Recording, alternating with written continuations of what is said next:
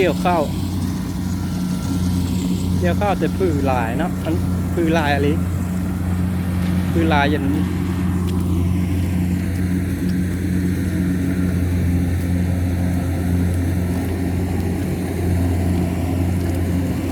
ถ้าผมเป็นพี่น้องฮอตโบเกี่ยวให้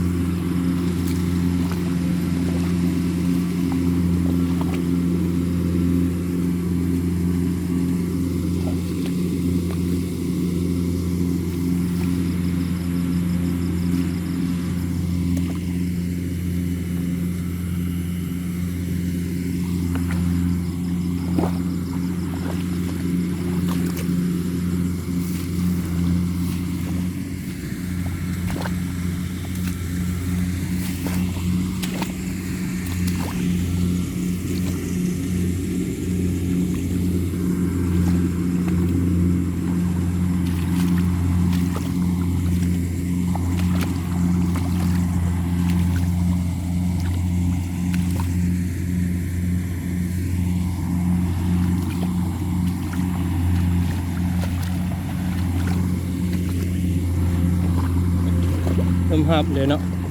คือร้ายส้นนี่ส้นเบื้องนี้เนาะส้นเบื้องนี้ว่าคลายแล้วคือดังคลิปก่อนเนาะคือตัวคลิปก่อน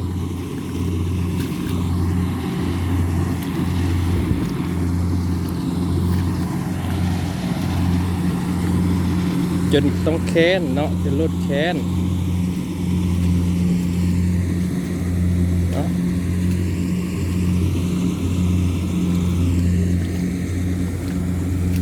ลงมาหลอดนะจิบก่อนถ้าอยู่ทั้งรถจิบนี่ลงมายางหลอดเข้าแต่เบื้องเข้ากับยังเขียวอยู่อากาศบางเทื่อได้ป่า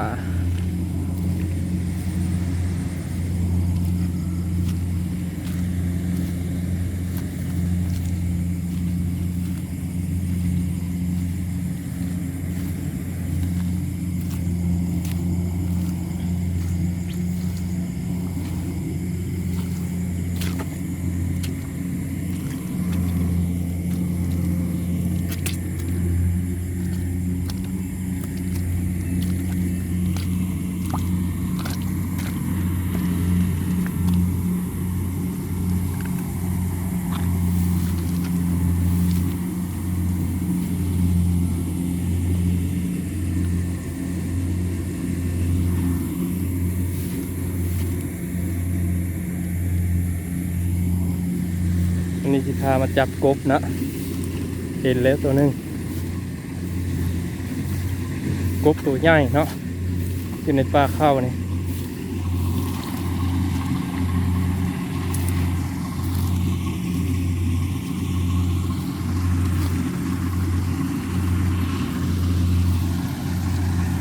เจ๊ได้เนาะคือ